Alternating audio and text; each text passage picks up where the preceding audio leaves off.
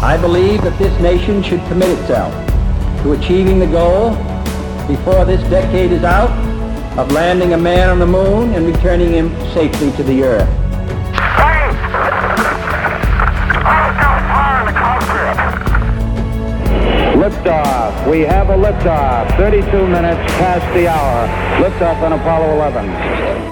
Tranquility Base here. The Eagle has landed. Roger, Tranquility. We copy you on the ground.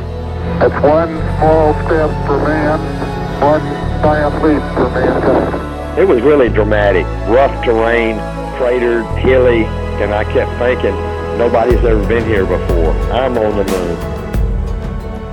Hello everyone, welcome to Living History and the first of a series of special episodes we are going to bring you in July, which celebrate 50 years since man walked on the moon. And we've got some great stuff coming up, some incredible interviews, the highlight of which is an interview with Charlie Duke, who was on Apollo 16. He was the 10th man to walk on the moon, one of only 4 men left alive who has actually set foot on the lunar surface. So later in the month, we're going to bring you that interview. We've got a whole range of fascinating interviews about the Apollo space program and the incredible achievement that was walking on the moon. The first of those today is an interview with NASA historian Brian Odom. Brian is based at the Marshall Space Flight Center in Huntsville, Alabama. This is the center that built the Saturn V rocket that took man to the moon. It's an extraordinary facility, and Brian has a huge knowledge of the entire space program, but particularly what went on around this time of Apollo and the significance of that program to put men on the moon. So it was a real privilege to catch up with Brian. And let's hear him now talking about the Apollo space program. Brian, thank you so much for joining us on Living History to talk about what is a very special anniversary. Hey, thanks, Matt. I'm glad to be here. This is exciting. You work at the Marshall Space Flight Center in Alabama, and I think, particularly from an Australian perspective, we would be familiar with Kennedy Space Center in Florida, where the spaceships launched from. We'd be familiar with Houston, where Mission Control was, but I think we'd know less about your institution in Alabama, in spite of the fact that that's actually the largest NASA institution, isn't it?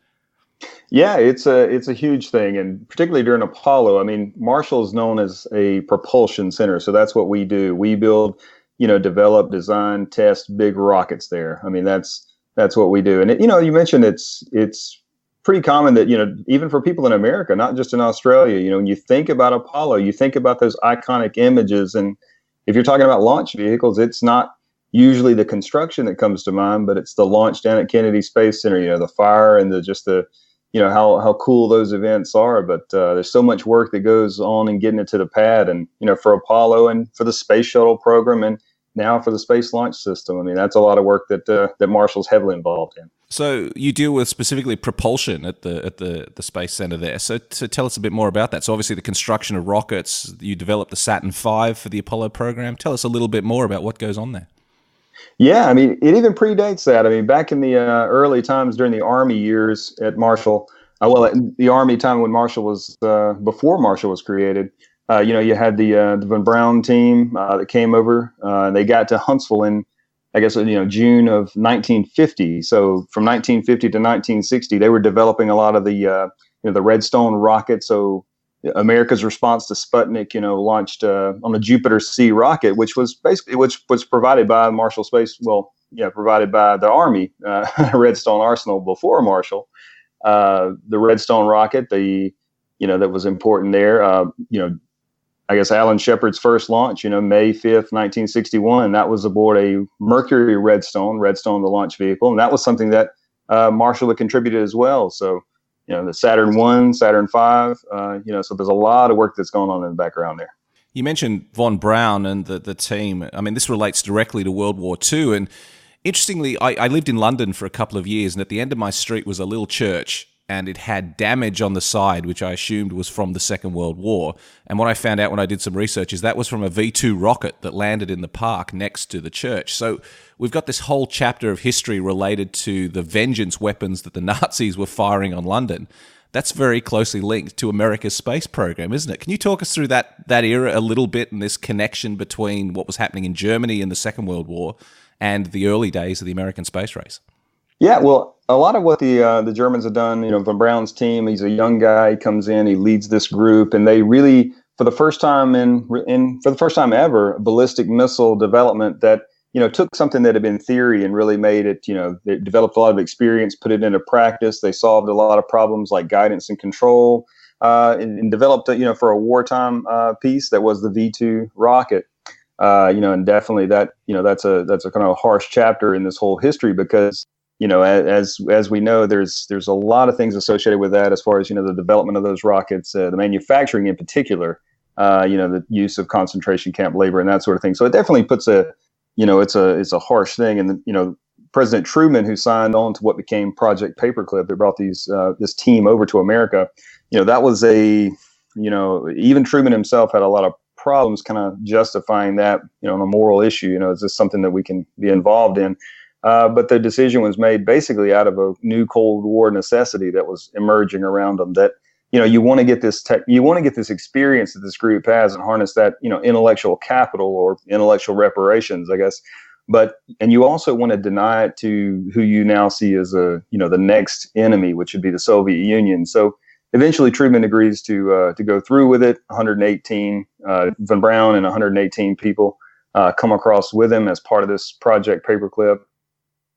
They go out into the desert. They bring a lot of V2 hardware with them. A lot of this, the work that was done out there was, firing and refining these systems. And that V2 engine basically is the same engine that goes into the Redstone rocket, which, definitely, like you said, that connection between those two things, between those two programs is actually pretty profound when you think about it. But, very interesting.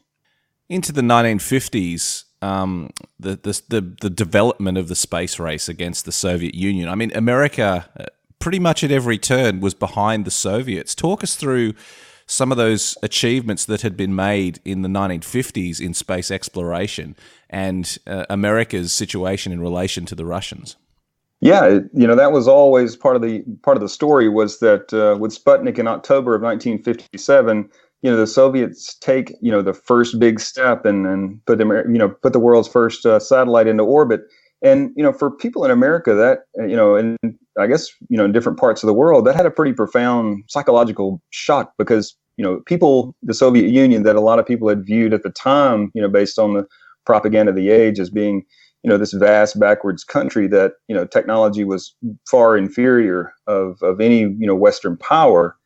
All of a sudden that's changed seemingly overnight. And there's this fear of the unknown of what might go on. But, Eisenhower was somebody who, as president of America, president of the United States at the time, Eisenhower, he had access to information that a lot of people, the American public didn't have. And he knew there wasn't a missile gap. He understood the situation a little better. But, the public is different. The public was inflamed by these things. They demanded an American response to kind of, if you will, reset the balance of power, and as they saw it before that event. And Explorer 1 was again launched aboard a Jupiter C developed right here in North Alabama, and for a moment it seemed that things were getting better, but lo and behold, in April of 1961, the clock kind of strikes again with Yuri Gagarin's, flight, his orbital flight. And that just, again, America was behind. And by this time you had a new president, President John F. Kennedy, who basically ran on, being a new man who was going to bring, America's full potential to bear in these issues, that Eisenhower was behind and he was lost. He was, asleep at the wheel. But it's on, Kennedy's watch that, America loses again. And that really has a psychological blow to America, but it has a psychological blow to Kennedy because, Kennedy, it's a short period of time later, America does respond the following month on May the 5th, 1961, with Alan Shepard's flight in this, in the suborbital flight into space. Still not the accomplishment of what Gagarin had done. But, Kennedy believes now that we've got 15 minutes of space flight, and he's kind of scrambling, where is the next piece? Where can we achieve a victory? And really, the impetus for the Apollo program is born of that psychological state. That where can we beat them? Well, we believe we can do this. And Kennedy says, well, if we believe we can do it, then we have to do it. Well, as you say, Kennedy made that famous speech in 1961 that committing that America was going to send a man to the moon by the end of the decade. I mean, audacious doesn't really sum up how really crazy that statement was at the time. I mean, people looked at that as absolutely remarkable, as you said, that America had only had, mere minutes in space, and now they were going to send a man to the moon. Sum up for us just how audacious that statement was. What had been achieved at this? Just put it in terms for us that we can understand. What had America actually achieved at the point that Kennedy made that speech, just to illustrate what a huge leap going to the moon was going to be? Yeah, well, I can tell you. I mean, what we would the rocket that we would produce that would land human beings on the moon, the Saturn V, was capable of generating 7.5 million pounds of thrust at launch. The vehicle that launched Alan Shepard was capable of generating 86,000 pounds of thrust maximum.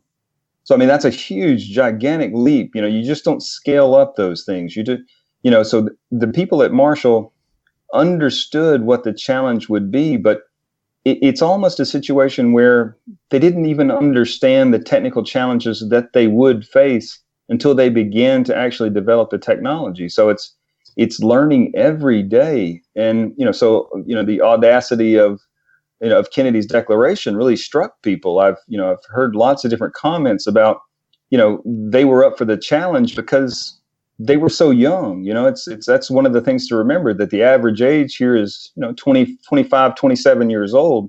And, these engineers just didn't know what they didn't know, and they didn't know any better. So it gave them this, naivete that actually worked in their favor, going forward. And in Kennedy's mind, it was, Kennedy was someone who thought in terms of this. He thought in terms of, kind of a Camelot style, this is the world that I will bring us to, this world where these things are possible and failure is not an option, and all of these different types of things. But that speaks to Kennedy's romanticism with technology that Eisenhower never shared. Eisenhower once referred to technology as soulless and barren. It wasn't what Kennedy thought. Kennedy understood technology as having the power to reshape society, to unleash a social revolution. And so it was a break in his mind. It was a break with the old world. This whole era in America, I mean, I look at it as someone who was born after this era and on the other side of the world. I look to America, perhaps with rose-colored glasses a little bit, but in the 1950s and the 1960s, it was the absolute pinnacle of this raw ambition from America, this optimism that America could do anything. I mean, it really was a time that I don't think has been seen before or since, where America just felt that it could achieve anything. And I mean, that was summed up so well in the space program, wasn't it? I think you're exactly right. I mean, the level of optimism, America had been a superpower for a very short period of time. After World War I, when America had emerged on the international scene, it had quickly retreated into to an isolationism. The Great Depression had struck everyone, and it had made people think internally about what can we do for infrastructural improvements and focus on the self. And World War II had broken that mold again, and America had emerged onto the scene. And an important thing that comes out of World War II was the development of the atomic bomb. Things like the atomic bomb and the Apollo program are somewhat linked, because they show a world of fantasy becoming a world of reality, and the people who grew up in that world, it set them with a sense of optimism of the things we believed to be impossible just a decade before now were an everyday reality. Atomic energy was coming on the scene, and every day was a new marvel. And the people that were involved in the Apollo program were just going to produce yet another new marvel, something that was, just incredible and just so impressive. And, they wanted to be part of that. And Kennedy's goal, one of the things it does is it doesn't just energize, but it brings everything to a focal point. All of that optimism is placed in one key place, like you said, at one particular time, where all of these other currents are there. And things are, coming together when people believe that they themselves will produce the next great marvel. During the research for this special series we're doing on the moon landing, I've spoken to quite a few historians about the space race, and several of them have expressed to me the concept that Kennedy's statement about going to the moon, this plan to put America on a course to land a man on the moon by the end of the 60s was so audacious. It was such a huge leap that's what gave America an opportunity to catch up to the Russians by projecting, rather than just saying, okay, let's take the next step, by planning to take a step that was 1,000 steps in the future of space development. That enabled them to catch up to the Russians and overtake the Russians, because the Russians had no plans to put a man on the moon either. Do you see that era in the same way? In a way, I do. I see, knowing it was impossible for the people, going through that period to know what the Russians had planned. It was these series of one-offs, and Kennedy, having access to what he had access to. I mean, he could kind of see behind the curtain, but the people here didn't, and that left them with just a continued wonder about what if the Soviets could accomplish Sputnik, if they could then accomplish manned flight or manned orbit with Yuri Gagarin, what was their next step going to be? Well, obviously, we look back in hindsight and we see how it's going to end, but at the time that when all this was unfolding, it was there was a lot of uncertainty about this, and so Kennedy's maneuver to say, well, we're going to do the most ultimate thing that can be done in space, and that's going to be our goal, and nothing short of that will be successful. Basically puts all the cards on the table, right? Because either you do that or you don't do that. And Kennedy, you can kind of see, historically, when you look at the records, you can kind of see Kennedy wrestling with that as well throughout his life, which again was cut short in November of 63. So he's not around for a long time to see this. He's wrestling with these things and asking the NASA administrator Jim Webb, and he's saying, are we going to win? Because if we're not going to win, we shouldn't be playing this game, because it's much too expensive to be playing this game. Did the people involved in this project, Brian, actually think it could be achieved? Because as you said earlier in the interview, the technology didn't exist, the knowledge to go to the moon didn't exist. There was so much to be done that it was quite an outrageous idea that by the end of the 1960s, man would be walking on the moon. Did the people involved in those early days actually believe they were going to pull it off, or was it simply a case of, well, we'll give it our best shot and we'll see what happens? It just really depends on who you ask, I guess. From person to person, that is completely different. You'll hear, people saying, it's like you're sitting around, just shooting the breeze with someone, and then the president comes out and tells everybody what you're shooting the breeze with. It's he's kind of spilling your secret. But I think that they did. Again, it's just that youth, and they had absolute faith at Marshall in particular. They had absolute faith in their management structure, and that was such an important piece, because you go back to the V2 era. A lot of the people who were in charge at Marshall during this time were from that same group of people. The Germans dominated, both the laboratories where they were solving the hard problems, center management. Werner von Braun and Dr. Eberhard Rees, who was his technical associate. These young people, these 23, 24-year-olds, had absolute faith that these guys knew everything that could be known. And it's just such a it's a fascinating, really, to talk to people and the memories they have of those people. Just gave them this level of confidence. And then if the president says you can do it, it's up to you now. And yeah, they had hard problems. And as they would encounter, it's not long into the program that they began to encounter those huge technical problems. I mean, one of them was just, not to go into it too deep, but, combustion instability in the F1 engine. I mean, basically all that is we don't really understand how an engine this size, the problems that it experiences in development, were not even understood. So if you don't understand the problem, how do you solve the problem that you can't understand? And back then they didn't have the analytical tools that we have today, so they were trying to solve these problems on the ground with very rudimentary tools, and just a lack of understanding of thermal flow and how all this works. And so these problems, every new problem was a problem that could prevent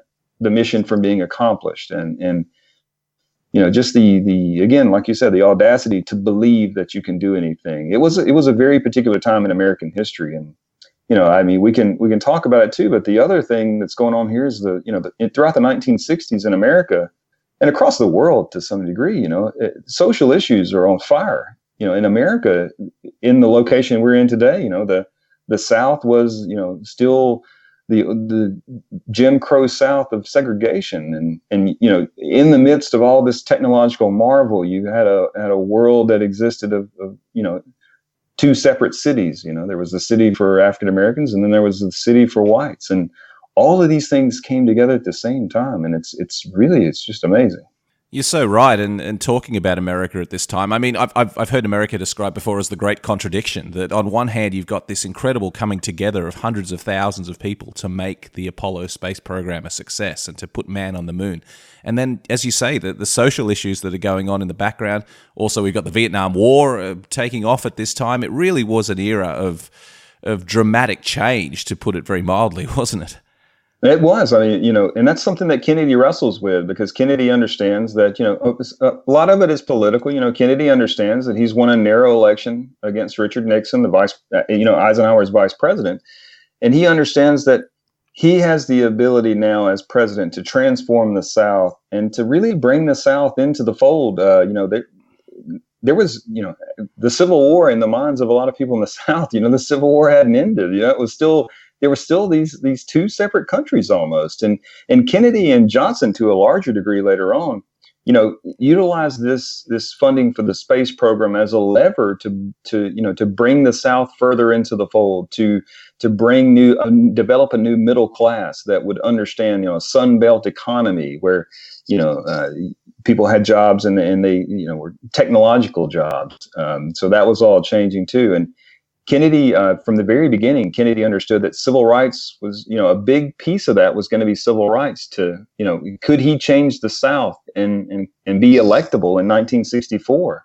And he did do that with, in 1961, in March of that year, he issues executive orders about equal employment opportunity in the federal government. So again, pushing that action and pushing that further. And Kennedy was great at that. And that had a ripple effect across the South, because the places like Huntsville, Alabama, where these jobs existed, the segregated cities, the civil rights activists here in the city understand that now that federal investment and those laws on equal employment opportunity have become leverage to really transform that society, to tear down Jim Crow segregation and to make it a new world, because they want to embrace those new opportunities as well. Places like, historically black colleges and universities here locally, those colleges were wanting to take advantage of this new funding and these new positions to train a new class of African-American engineers. And all of this stuff came together in this critical role. And as the decade wore on, it continued, because there was, when Kennedy is assassinated and President Johnson, Johnson becomes president, Lyndon Johnson becomes president. He actually says, we're going to expand this because I believe we can push harder, we can push further. And he begins a war on poverty, in the South. And it has these ripple effects that people, take for granted today. But looking back, and that's one of the things I think about Apollo, and we can come back to this, but I think that's why the legacy of Apollo it's all these things. It's, the hidden figures, the African Americans who are working in the program.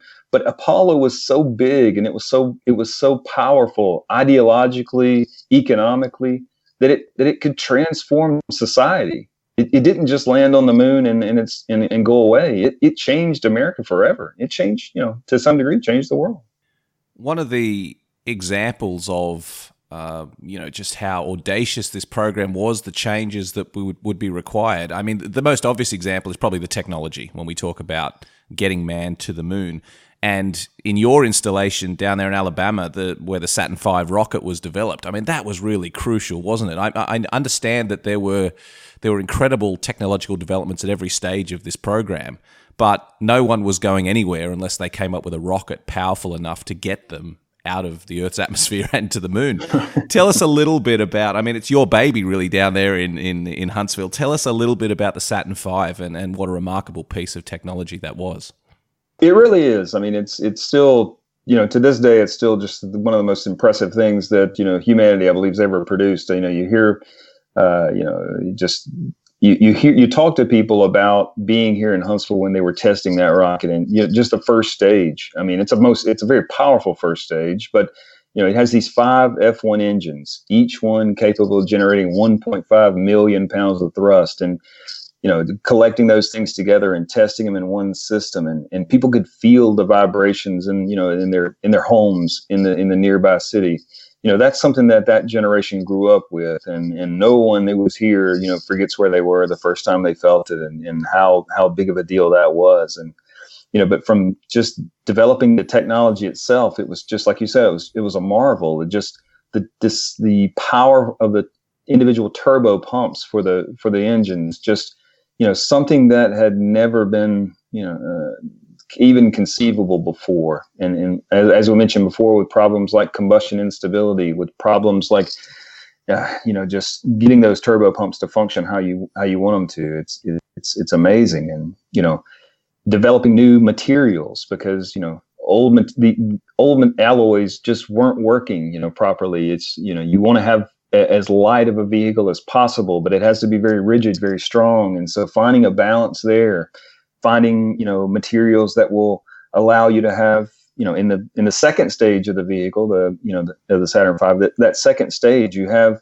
hydrogen in there in just huge quantities. And if hydrogen gets, it likes to be at about negative 450 degrees, or it basically just boils off, it evaporates. And so understanding new processes of developing insulation to keep that from happening, that was out in California. They solved that problem from a number of different angles. But one of the things they did was they looked at, how they would develop surfboards. They looked at the surfboard design and they said, hey, that might work. That type of insulation, that honeycomb style insulation, let's apply that here and see how it works. And it did, so it's just so impressive. California obviously contributing surfboard technology was a big piece. but yeah, every piece of this is just, it's, and I'm not doing it justice really, but it's impressive. It's difficult to summarize in only a few minutes the magnitude of everything that was going on and the coming together of all these ideas. Like you say, surfboard technology. I mean, that applies to the people as well. Like even the astronauts themselves. As part of this series, I've been fortunate to interview Charlie Duke, who went to the moon on Apollo 16, and he was saying that when he joined the program, they weren't even sure what type of person they needed to be an astronaut. Even the concept of who was going to be an astronaut and what skills you would require to walk on the moon was up in the air. And there was a suggestion that maybe deep sea divers would be the right sort of people, or maybe acrobats to deal with the weightlessness in space. That they absolutely had no idea. I absolutely love that. There's a naivety to it that I absolutely love. That the idea that we had to create from scratch all of these concepts. Talk to me a little bit about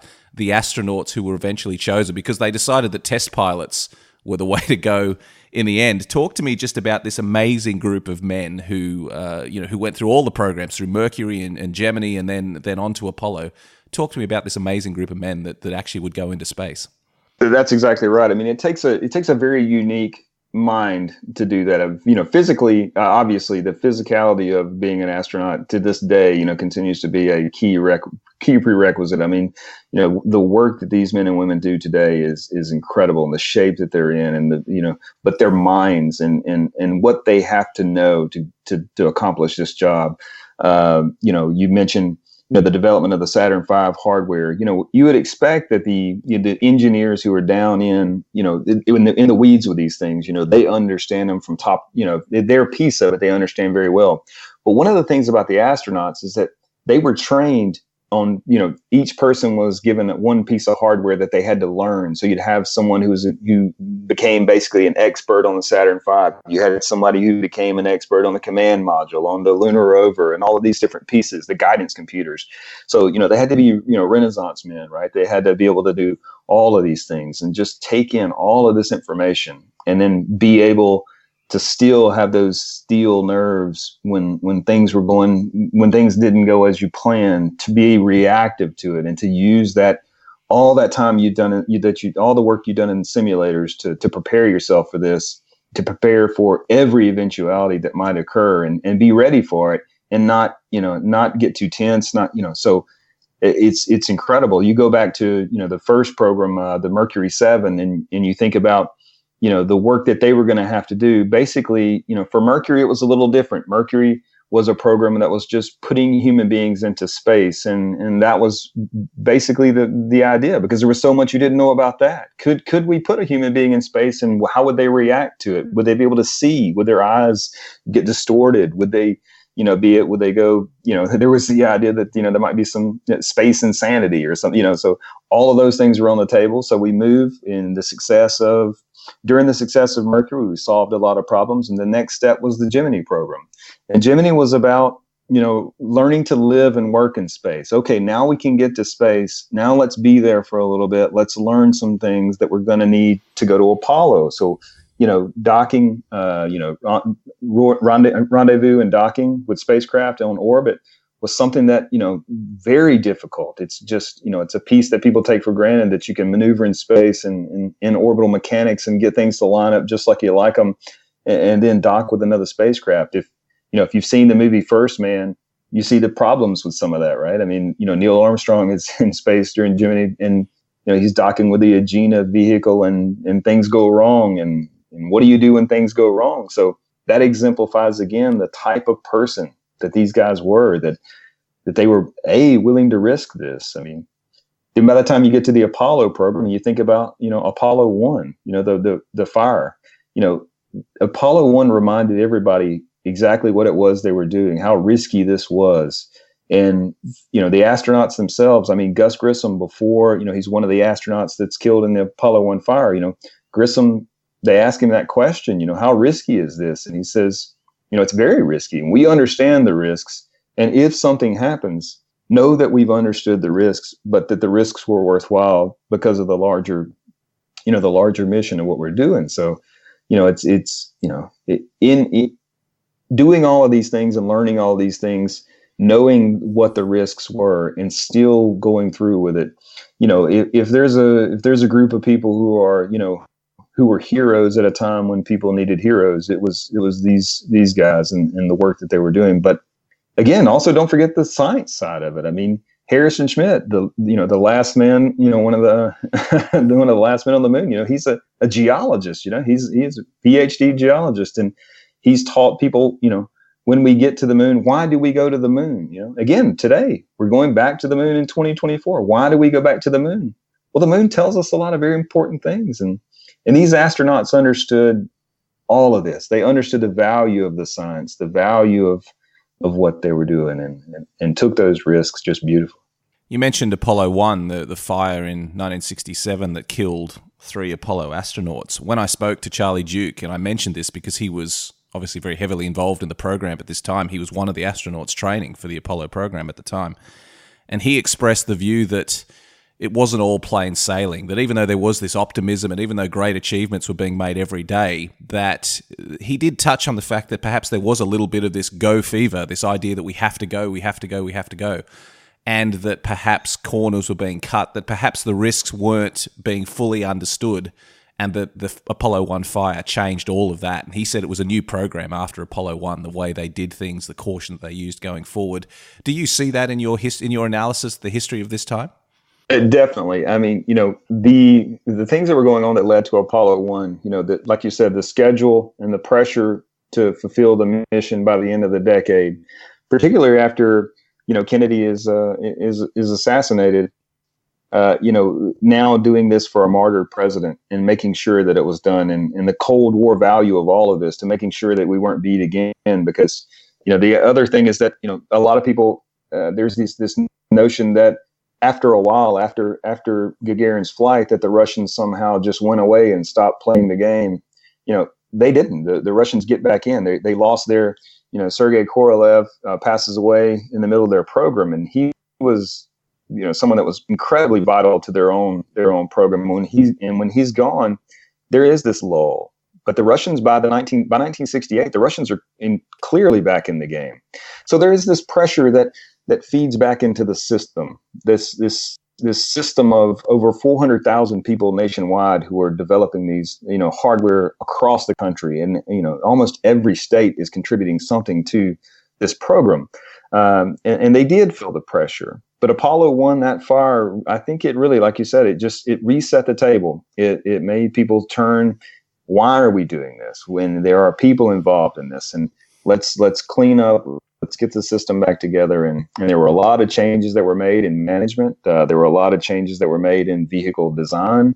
They had allowed certain things like, one of the problems with Apollo 1 was the 100% oxygen environment of the capsule. But that wasn't done because, for a sloppy reason. They were used to that 100% oxygen environment, because one of the things it does is it reduces complexity and it reduces weight. But there were correlated issues of, things in the cabin, just the wiring wasn't up to snuff. And there was, okay, well, we can't get it there in time. Well, after Apollo 1 fire, we've got time. We've got time. We've got resources. Let's get back in there and let's solve these problems.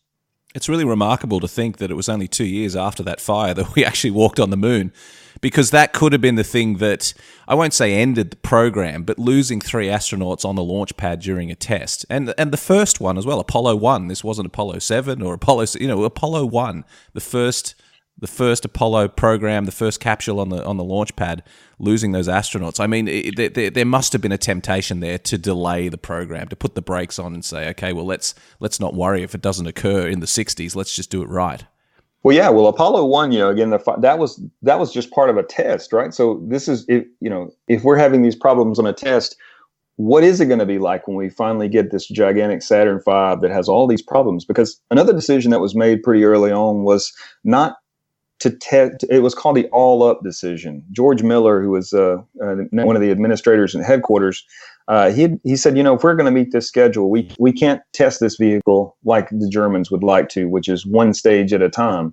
In fact, we're going to test it all at one time. We're going to stack the vehicle. We're going to launch it. We won't have humans on board, but we have to jump start this schedule. And Apollo 4, was the first launch of a Saturn V, November of 1967. So you're talking about just in the fall of the year where you have lost astronauts. And, that launch, Apollo 4, was flawless. It was, they couldn't have imagined that it would have gone as well as it did. I mean, just everything clicked just at one stroke. So there's this confidence there. Well, the next launch of a Saturn V was Apollo 6.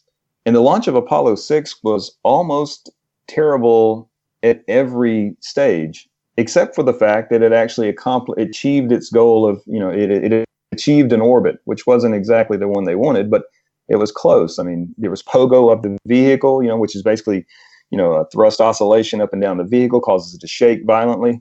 If there had been crew at the top, in the capsule, probably would have sustained some sort of injury. We're not certain about that, but the second stage, you lose 2 engines, 2 out of your 5 J2 engines, you lose that. You finally get separation of the third stage, and that stage, which is designed to restart an orbit, fails. It doesn't restart. So you got problems all up and down the vehicle. But because the Russians are still in the game, in December, the decision is made after Apollo 6, even though it was flawed as it was. The next launch of a Saturn V is going to have humans on top of it. So all of these things are problematic, but the schedule is what it was. And the Russians, threatening to send humans around the moon. Apollo 7, that was a Saturn 1B, a smaller vehicle, but it had gone so well that they said, well, okay, we'll send human beings on Apollo 8. And that's what they did. And, you talk about bad years. 1968 was a horrible year in American history. And again, to some degree across the world. Every day you had the Vietnam War in 67 and 68 was at its peak.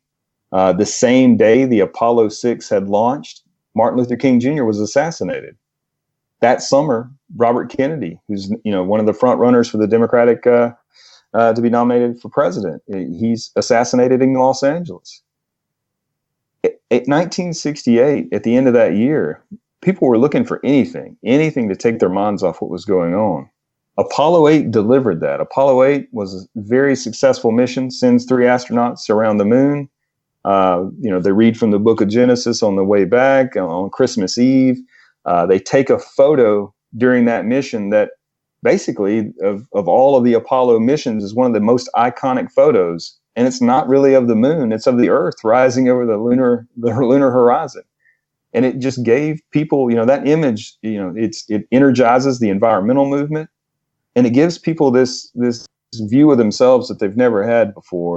And really, it's really a time for reflection. And to this day, that image, is still, one of the most iconic NASA images that there is. So 1968, ups and downs, a lot of work is going on for the Apollo program, but that year ends on a very successful note with the success of Apollo 8 and really sets the stage for Apollo 11. I think Apollo 8 must rate as the most underrated of the Apollo missions, because it was an extraordinary achievement that doesn't really get talked about very much. So it's great that you've summed up the importance of it there. Moving forward to Apollo 11, the one that would land on the moon, we're celebrating the 50th anniversary this year. Talk to me about Neil Armstrong, because he's an enigmatic figure, and everyone that talks about him, I mean, he wasn't the right man necessarily from the publicity point of view, because he wasn't as outgoing as someone like Buzz Aldrin. But every person I've spoken to who's involved in the program who knew Neil Armstrong said that he was absolutely the right man for the job. So tell us a little bit about Neil Armstrong and the significance of his role in Apollo 11. Yeah, you're exactly right. I mean, but I think from a mission standpoint, I don't think they could have found a better person. Someone who's, that eye for detail, and somebody with a mind that can really take all this in and be cool and collective in the simulator and then reproduce that, as he's, as the mission is unfolding. But yeah, you're right. Is from a PR standpoint, he never was somebody who was outspoken. He preferred to be more quiet, behind the scenes. But he was always very supportive of the space program. He was always someone, even in his later career, he was a professor, and he would step up whenever people needed him to support, whatever NASA was doing. So, somebody who's always engaged. And I think, again, we mentioned it a while ago, but the movie First Man that was released this past year.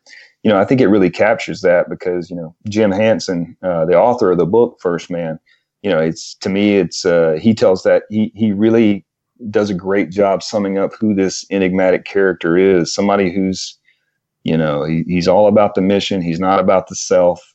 He's all about doing the right thing. As an X-15 pilot, doing something as a test pilot that was very difficult, that was very, risky. So, he lived his life with risk. And so Apollo was no different to him. And I think really as the mission plays out, as the Apollo 11 mission plays out, you see Neil responding to things that, I don't believe I could have responded to, and I don't believe many other people could have. Just this idea that he's, willing to take control. He sees what's happening as he's landing in the lunar module. He sees problems. He sees that he's going to land. If he does what he's supposed to, he's going to land in basically a crater the size of a football field that's filled with boulders. And he says, I'm going to push forward. And the whole time these alarms are going off, telling him something is, that 1201 and 1202. Which, if you listen to the landing, you hear those alarms going off. And what that is the computer on the lander was working overtime, and it was getting too much information. And I won't go into detail about it, but one of the problems was while it was the computer was trying to see where the ground was, they'd forgotten to turn off the switch that was looking to see where the command module was. And so the poor little computer is trying to find out where it is in relation to two different things at the same time. But Neil Armstrong, he's heard this before. He's been in a simulator. The people back at Johnson Space Flight Center, they know what's going on, and they're responding to it as they should. And Neil finally does deliver that vehicle. He's his heart rate gets quite high, but he's steely nerved, the guy that he is. He does the job. So yeah, I think Neil is somebody who and there's a reason people see Neil as this ultimate hero. Because one of the things about being, shy from a public relations standpoint is he was enigmatic. People could see, but you can see yourself in someone like that, right? He holds a lot to the vest about who he was, and so people could kind of see themselves in him. They could see him as someone who's quiet, reserved, and just what they thought he was. So he could be anything to everybody. He's just an amazing character. Did you think that movie First Man portrayed, well, not just Neil Armstrong, but also the Apollo program in an accurate way from your position as a historian? Did it give an accurate impression of what this whole adventure was about?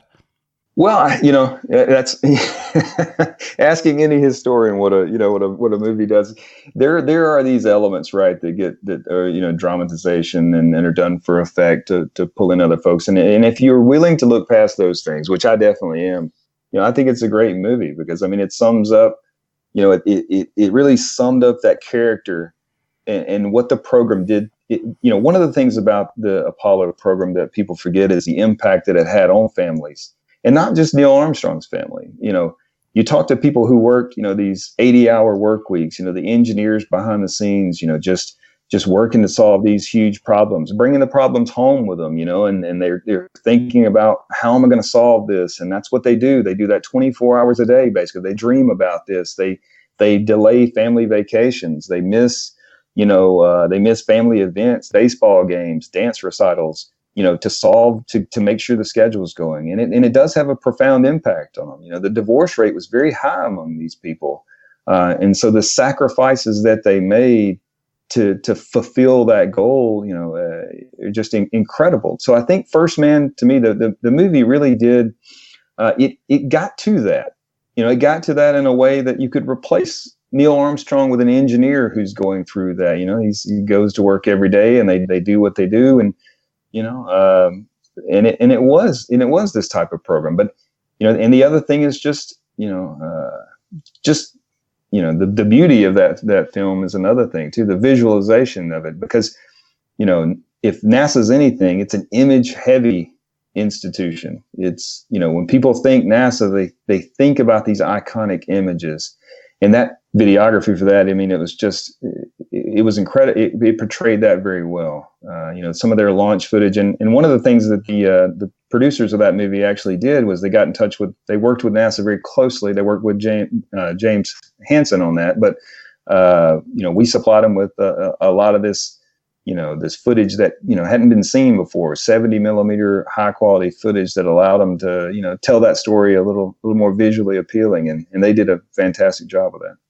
That the family breakdowns, the strain on the families that you illustrated there, I think is a really important aspect that we shouldn't overlook, because I spoke to one of the NASA engineers who worked on the Apollo program, and he said it was the proudest thing that he did in his life, and he would never want to go through it ever again.